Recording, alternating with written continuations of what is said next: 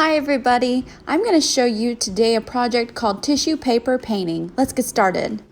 For this project, the materials you're going to need are bleeding tissue squares. Now, I got these off of Amazon and you want to make sure that they say that they are bleeding because normal tissue paper does not work. A water spritzer bottle full of water. Again, you want to make sure that it's full because you don't want to let your project sit and you have to go get more water. Multimedia paper that can get wet, a white crayon, a pencil, and a Sharpie.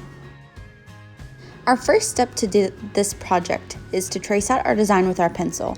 I've done a couple of these projects prior to this, but the one I'm working on right now is my name, Miss B, and because I think it'd be really cute in my classroom after the summer. Go ahead and start tracing your design on your paper. Make sure it's in the middle of the paper so that way any of the color doesn't get on your table and it can all stay in the center of your paper. Once you have drawn out your design in the middle of your paper, go ahead and take your white crayon and start filling in the design portion. I am pressing down super hard just so that way I make sure that I have a nice layer of resistance. This crayon will act as a barrier to the water and the color won't get inside of my design as bad as it would on the surrounding areas. So go ahead and fill in your design with your white crayon.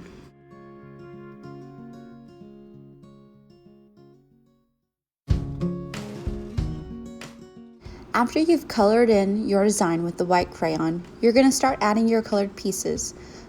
Using your water, you're going to spray down where you want the colored square to go first. Now, make sure that where you're putting your square is fully saturated with water, because what's going to happen is the pigment from the tissue paper is going to start bleeding out with the water.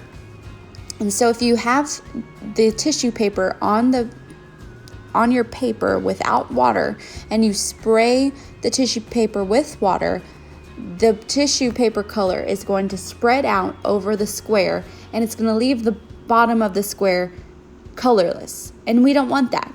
So make sure that you spray the water first on the paper and then put your square down. If you want to add more water later on top to just make the color bleed out a little bit better, you can do that. And right now what I'm doing is I'm just going around the entire perimeter of my design, making sure that everywhere where I want color is getting saturated with water, and then I'm putting the square on top.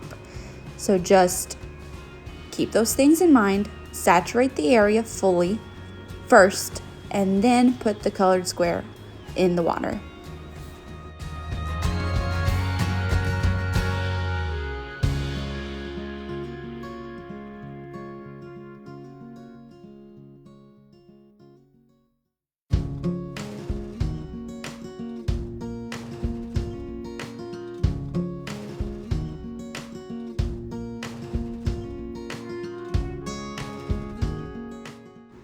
Once your entire piece is filled with colored squares, you're going to want it to dry.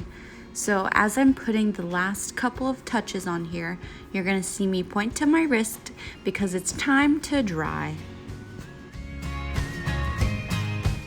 My piece has been drying now, so I'm going to start removing the colored squares. Make sure that you have something handy to put these squares on so that way they don't bleed onto your table or anything. So I just took a napkin and unfolded it, and so I'm transferring all of these little colored squares to the napkin right next to me. As you can see, where I put down my crayon, the pigment isn't nearly as high as where there was no crayon. So by putting the crayon down, we created a sort of barrier against the water and the color pigment, just so that way we had a nice cool design.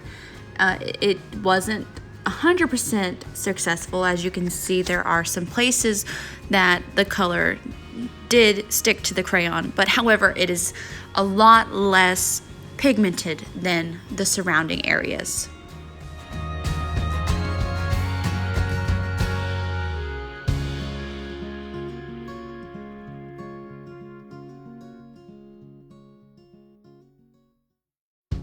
this last step, I'm going to take my Sharpie and I'm going to outline my design.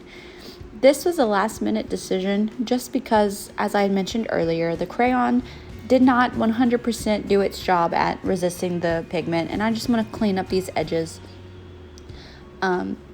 This, however, is not required. If you do not want to do this, you don't have to. I just thought it would look really, really cool. You'll see that my first two projects that I did not do this step, but then I went back and did them. So I hope you guys really enjoyed this project.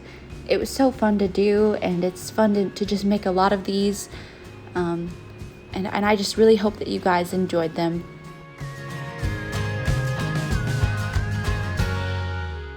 Thank you guys for watching. I really hope you guys enjoyed this project, and I'm sure y'all made lovely designs. Have a wonderful summer.